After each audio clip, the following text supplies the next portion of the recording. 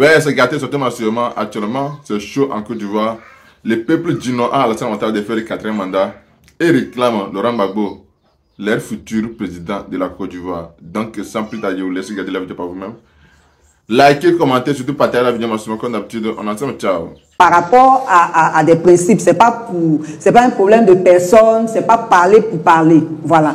Je dis et je répète, en Côte d'Ivoire, la justice commet beaucoup d'injustices. Donc, quand le président Thiam décide d'aller saisir le comité des droits de l'homme de l'ONU, c'est bien en termes de plaidoyer international, puisque nous savons bien le poids de la communauté internationale dans ce qui se fait en Côte d'Ivoire.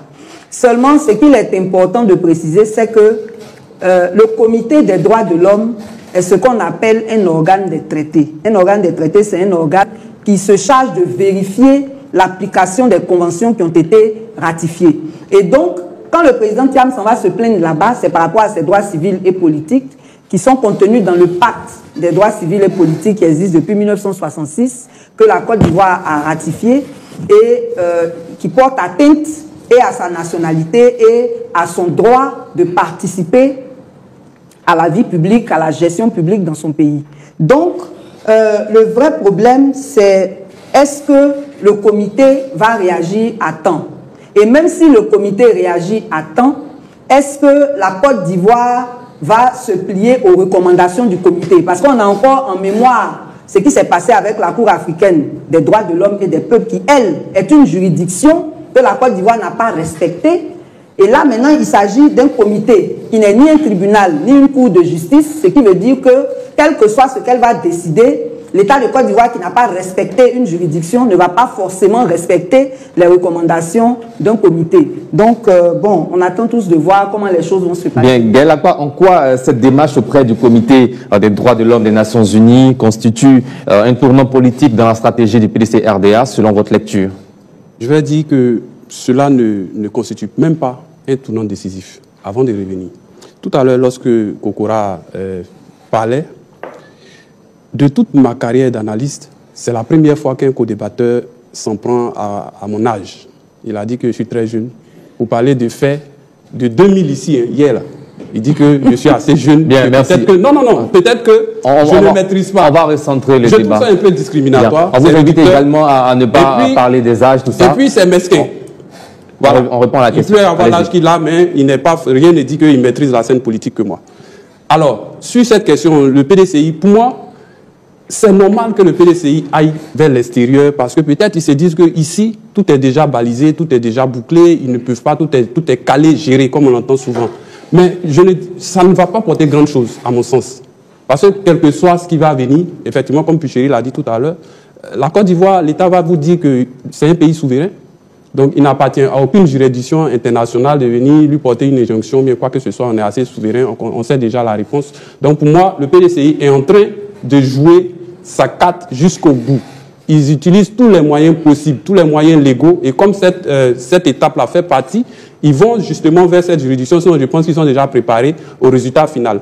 Maintenant, ce à quoi il faut s'attendre, c'est après ce qu'aura décidé l'ONU, qu'est-ce que le PDCI va faire? Ça dépend maintenant d'eux-mêmes. Est-ce qu'ils vont faire des actions de boycott actif? Parce que là, on est à quelques mois de l'élection présidentielle. On a déjà vu, on a une impression de déjà vu. Est-ce que ça va se passer encore comme 2020? La question reste posée. Mais pour l'instant, en tant qu'observateur, on peut faire effectivement des projections, mais on attend, puisque les acteurs sont en lice, ce sont eux qui mènent les activités, et puis après, nous, on vient pour constater ce qui a été fait. Merci, Gaël Akpa. Nzi Kokora, quelle lecture vous faites de cette saisine? Alors, sur la forme, je pense que c'est de son droit le plus normal possible de saisir n'importe quelle institution qu'il veut. Il a saisi l'ONU. Je crois qu'avant lui, Laurent Gbagbo avait où ils ont écrit un courrier selon lui. Bon, malheureusement, nous, on n'a pas vu le courrier. Il ne sait pas quel est le résultat que ça a donné. Avant ça, il était au Parlement, parlant de M. Thiam. Il était au Parlement européen où il allait déposer un courrier. Bon, je crois qu'il n'a pas eu une réponse satisfaisante. Donc, c'est tout à fait normal. Donc, il part au niveau de l'ONU pour tenter une situation. Mais pour moi, tout ça ne rime à rien. il faut que le PDCI se prépare à une réalité, c'est que M. Thiam a été radié de la liste électorale.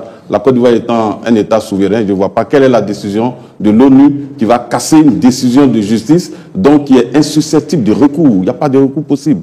Pourquoi on change il faut changer le code électoral. On ne va pas changer le code électoral pour M. Thiam, ainsi que pour M. Gbagbo. Tout à l'heure, elle a parlé donc de la décision de la Cour africaine des droits de l'homme. D'abord, il faut dire à nos compatriotes que c'est une recommandation, ce n'est même pas une décision de justice. C'est une recommandation qui a été faite par la Cour africaine des droits de l'homme en entendant de juger sur le fond. Mais au-delà même de ça, à supposer que ça soit un arrêt, à partir du moment où... C'est pas à supposer, madame, vous n'allez pas faire ça, s'il vous plaît. Pas la vérité. On est là pour débattre. Non, Péchérik Balé, vous aurez... Non, s'il vous plaît, Péchérik Balé, s'il vous plaît. Non, s'il vous plaît. Quand vous aurez votre tour de parole, vous pourrez faire des rectifications. Voilà, merci. Allez-y, alors, je poursuis pour dire que, quelle que soit la décision qui a été prise, ce que vous devez comprendre, c'est que le 20 août, la radiation de Laurent Gbagbo a été confirmée par une décision de justice. Et si vous lisez bien l'article 12 du code électoral, il dit que les décisions en matière de contentieux rendues par le juge sont insusceptibles de recours. Ça veut dire quoi? Pour qu'on a pu s'appliquer cette recommandation en Côte d'Ivoire, il va falloir changer l'article 12 du code électoral. Le code, un article pour faire plaisir à M. Laurent Gbagbo, ça ne peut pas s'appliquer. Je voudrais donc d'abord dire que le frère a parlé donc du certificat national. 30 secondes pour terminer. Il faut vous vraiment rappeler de l'histoire. Ce n'est pas en 93 ni en 94, c'est en 99 que le juge Zolo Bibalo a délivré le certificat nationalité qui a été attaqué après. Et donc, ce certificat ayant été attaqué, le président Ouattara donc, a été obligé donc, de fournir un autre certificat de nationalité qu'il a demandé en 2002, après le Forum pour la réconciliation nationale. Bien. Et merci, ça, il faut te rappeler. Merci, Kokora. Non, c'est terminé. Votre temps de parole est épuisé. Merci. Alors, Michel Beta. Alors, quel type de décision le comité de l'ONU peut-il rendre avec quelle portée juridique pour la Côte d'Ivoire? Non, on l'a dit, il ne faut pas se leurrer. L'ONU a plusieurs fois intervenu en Côte d'Ivoire. Ce n'est pas la première fois que l'ONU intervient. Parce que nous étions en crise. Nous sommes en crise. On est en crise. Nous sommes en crise. S'il vous plaît, non, on ne parlera pas en même temps. Chacun aura... Allez-y, Michel Beta. Non, vous savez... La crise est... Non, Ziko Kora, s'il vous plaît. Allez-y, Michel Beta. Je disais, la Côte d'Ivoire actuellement en crise. Ça, il ne faut pas se leurrer. Parce que, en fait, c'est pourquoi tous les appels qui se font aujourd'hui se font à l'endroit de la communauté internationale pour qu'elle vienne dès maintenant éviter que le feu s'allume. Parce que c'est ce qu'il faut éviter. Parce qu'il ne faut pas attendre de venir jouer les pompiers, comme on dit chez nous. Il faut éviter que le feu s'allume. Et aujourd'hui, tout se met en place pour que le feu s'allume. Voilà des partis politiques qui sont exclus, qui ont appelé, il ne faut pas oublier, ils ont appelé leurs militaires à rester mobilisés et qu'un mot d'ordre sera donné d'un moment à l'autre. Ça, il faut l'entendre. Parce que c'est ça aussi. Il ne faudra pas donner l'impression que les partis politiques sont restés quoi après les décisions de radiation. Je pense que même le 7 samedi, il y a le président Laurent Gbagbo qui, depuis toujours, dit à ses militants de rester à l'écoute qu'un mot d'ordre sera donné, qui est en meeting le 7 ce samedi. Donc, il faut te dire que tout se met en place pour qu'on ait un brasier. Un brasier qui n'est pas fait pour nous arranger, qui n'est pas fait pour nous conduire vers un processus crédible et acceptable de tous. Donc, c'est de notre devoir d'appeler tous ceux qui peuvent nous aider. Maintenant, concernant l'ONU, je crois que si la Côte d'Ivoire, sous Ouattara, veut rester conforme à ces exigences quand elle était dans l'opposition, elle doit écouter la voix de l'ONU. Parce que c'est grâce à l'ONU aujourd'hui qu'on a pu avoir une élection en 2010 et que le président Ouattara, qui a été salué par toute la communauté internationale... Est-ce que vous pensez que des partis comme le PPACI pourront accepter que l'ONU s'ingère dans cette élection? Quand on sait qu'en 2010-2011, le camp Laurent Gbagbo n'était pas, en tout cas, en symbiose avec les Nations Unies. S'il vous plaît, situez le contexte. Situez le contexte. Aujourd'hui, le président Laurent Gbagbo... Mais cette confiance entre le PPACI, le FPI d'alors et les Nations Unies, cette confiance est morte. Qui l'a tué? Qui l'a tué? Moi, je ne sais pas, vous faites des déclarations, je ne sais pas si ça vous engage vous seul, mais moi, je pense que le PPACI même a saisi l'ONU. Donc, je pense qu'aujourd'hui, nous sommes dans une démarche pour emmener la communauté internationale à s'intéresser à notre situation. Parce que si nous laissons dans ce est-ce que pour vous, l'ONU est aujourd'hui le messager qu'il faut pour pouvoir régler ce conflit, bon, pas ce conflit, mais cette crise préélectorale dont vous parlez? Bon, l'ONU a plusieurs rôles. Je vois ici l'ONU dans une position de médiateur. Ils sont déjà venus même une fois. Ils sont là, effectivement.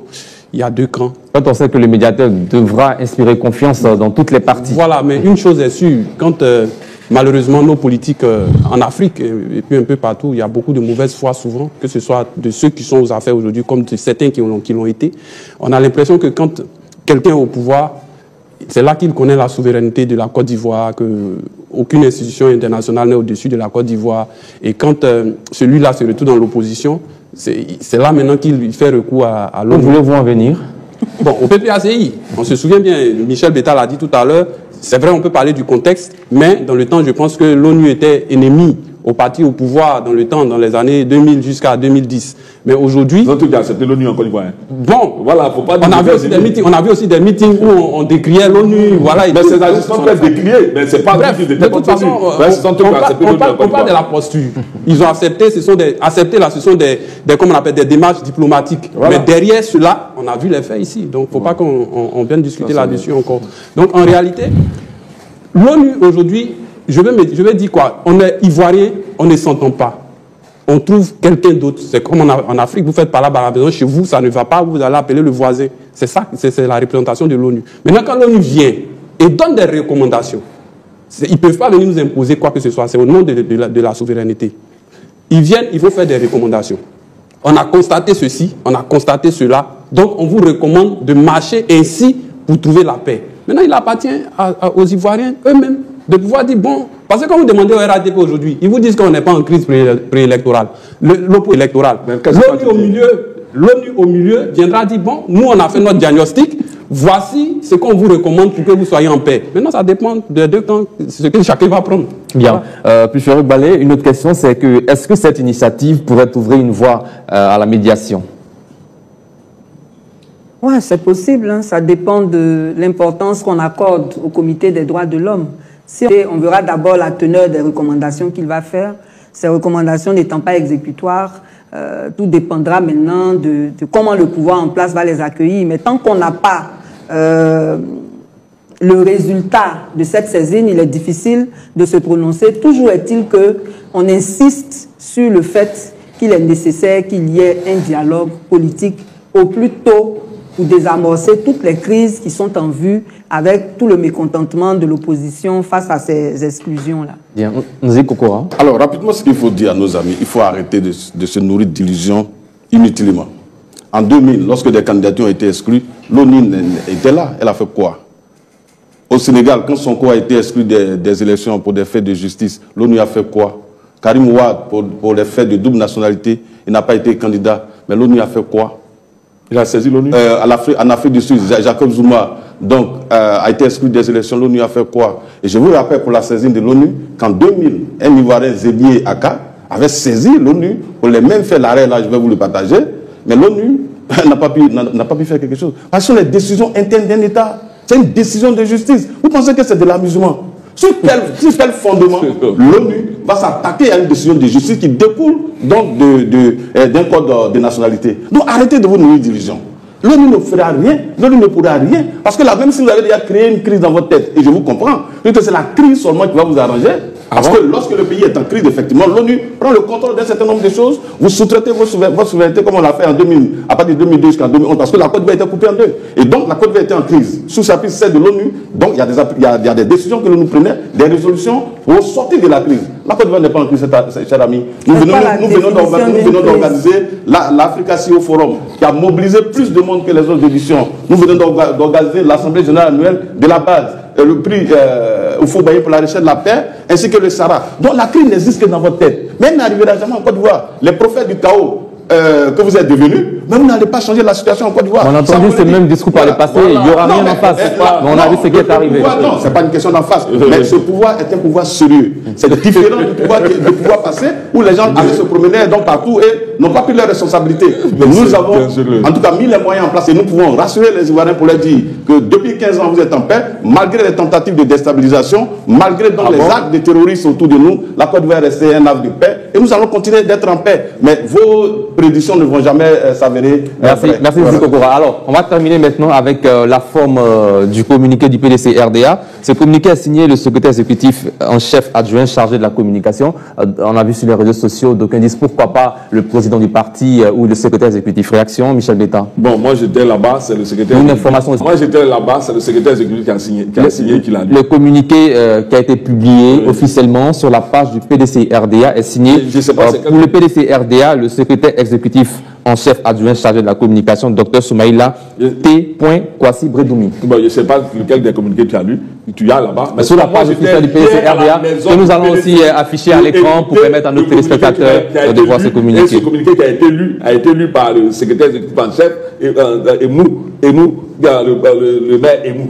Donc, je ne pense pas qu'il y a une autre communiqué à part ça. Maintenant, bon, je ne sais pas ce que tu as l'information, ce que moi j'ai lu hier et auquel j'ai assisté, c'est signé du secrétaire exécutif en chef, le docteur Emou. Donc, pour te dire quoi? Pour te dire que le PDCI est dans une dynamique qui est la même depuis toujours. Le président étant en mission pour le compte du parti, pour le compte de la Côte d'Ivoire, il est normal que le secrétaire exécutif qui a su les charges immédiates puisse réagir quand il s'agit de situations aussi graves telles que la radiation du président Tidjane Thiam de la liste électorale. Bien. Gaël, par réaction dessus. Je pense que du moment où c'est le secrétaire exécutif en chef, c'est comme ça on dit au PDCI, qui a lu, bon, le président n'est pas obligé de signer forcément, parce que le secrétaire exécutif en chef, il a un rôle administratif et tout ça, il est vraiment dans tout son rôle. Donc d'un point de vue forme, je ne vois aucun incident à ce niveau. Même si, par les porte-parole. Même si pour toujours essayer d'agrémenter, toujours faire des petits débats, comme on peut dire les petits affairages politiques, certains auraient voulu que Thiam lui-même il signe, mais bon, s'il ne l'a pas fait, ce n'est pas un péché de lèse-majesté. Un péché balai. Oui, le plus important, ce n'est pas qui lit le communiqué, c'est le contenu. Bon, non, on parle plutôt de qui signe le communiqué. Oui, mais il ne peut pas avoir signé ce communiqué-là sans avoir parlé avec son président. Parce que ce communiqué, comme l'a dit Michel Beta, a été lu par le secrétaire exécutif, mais dans la signature du communiqué mis sur la page du PDCI-RDA, c'était bien signé Dr Soumaïla Bredoumi. Oui, mais c'est l'un des porte-parole du parti, et je pense qu'il ne peut pas s'exprimer sans avoir eu l'aval du président ou du secrétaire exécutif. Donc pour moi, c'est le contenu qui compte, c'est pas qui délivre le message. Bien, c'était en tout cas sur les réseaux sociaux, surtout les militants du RHDP qui menaient ce débat. J'ai vu ce communiqué, mais il faut dire ça ne nous surprend pas. Le PDCI aujourd'hui, comme on peut dire dans la rue, est un parti qui est mélangé. C'est-à-dire quand nos amis parlent de crise, je crois que c'est la crise aussi au PDCI-RDA qu'il veut transposer au plan national. C'est un parti qui est en crise, vous le savez. Le président n'est même pas là, il a fui le parti alors qu'il y a de vrais combats qui les attendent. Vous savez, et comme méthode donc, de gouvernance actuelle ne cadre pas avec son éducation. Mais c'est quand même fort. Mais ils veulent couver le feu, mais le feu il est là. Le PDCI est en crise. Comment le secrétaire exécutif, qui est le patron du porte-parole du parti, lit un communiqué et c'est signé par le porte-parole. Mais vous savez, c'est un parti qui va à volo. C'est un parti... non, c'est frère, il faut te calmer. C'est un parti qui va à volo et donc qui n'a pas un bon avenir. Parce qu'ils ont choisi un président qui n'a aucune expérience en politique. Et ça, tout le monde le sait. Le monsieur n'a jamais été militant de base, il n'a jamais dirigé un comité de base. Mais comment on peut confier un parti politique à un homme d'affaires qui vient d'arriver et qui d'ailleurs n'a pas participé à la vie du parti pendant 25 ans. Et cela découle du fait, lorsqu'il a été nommé président du PDCI-RDA, parce que ça c'est une nomination, mais il a nommé des morts, il a nommé des gens qui ont quitté le parti. Donc ça ne nous étonne pas. Ça ne nous étonne pas, la situation devait arriver. C'est un parti aujourd'hui qui se cherche, rien qu'à voir les éléments, donc, quand vous entendez Véronique Kaka qui dit que le PDCI est un parti matriarcat et que ceux qui ne sont pas baoulés ne devraient pas réclamer la succession, mais c'est malheureux. Et donc, ce qui se passe, mais ça n'engage pas. Tidjane Thiam n'est pas un baoulé, même si elle n'a pas été recadrée. Elle est vice-présidente, elle est présidente des femmes du PDCI. Mais ça engage le PDCI à partir du moment où ils n'ont pas recadré la dame. C'est qu'ils assument ça. Bien, merci. Voilà. À 30 secondes. Oui, mais je pense que, bon, dans la crise qu'il voit au PDCI, je pense que c'est dans son esprit. Comme nous les prêter, c'est dans son esprit. C'est la même chose. Non, on ne peut pas. Parce qu'en fait, dans le but du RHDP de tout temps, depuis 2018, c'est de casser du PDCI. Mais quand ils ont vu que le PDCI se réveille, le PDCI est dynamique, le PDCI a choisi un candidat qui n'a pas, en même de le ramener au pouvoir, après 25 ans passés dans l'opposition, je crois que c'est la panique. Merci Michel Beta. Michel Balé, 30 secondes pour terminer. Qui n'existe pas. Nous aimerions insister sur l'importance de l'action de la communauté internationale, beaucoup plus dans la prévention que dans les interventions après crise. Nous sommes actuellement dans une crise préélectorale. On ne voit pas la CEDEAO, on ne voit pas l'Union africaine, encore moins l'ONU. C'est vrai, l'ONU a envoyé une mission ici récemment, mais on n'a pas vu ses fruits. 30 secondes. Moi, je voulais attirer l'attention sur un élément que j'ai remarqué quand on parle de la crise préélectorale en Côte d'Ivoire. Moi, je dis que on s'appuie sur des faits. La RLE est un sujet. L'opposition demande un dialogue politique. Plusieurs candidats majeurs sont écartés de l'élection. Quand on en parle, Kokora dit qu'il n'y a pas de crise, c'est artificiel, c'est dans la tête des gens. Maintenant, il se retrouve, quand il s'agit du PDCI, à connaître maintenant la définition du mot crise et il donne tous les éléments. Donc, je pense qu'il faut qu'on soit honnête à un certain niveau. On peut être partisan, mais il y a certains faits quand même. Merci, Guel.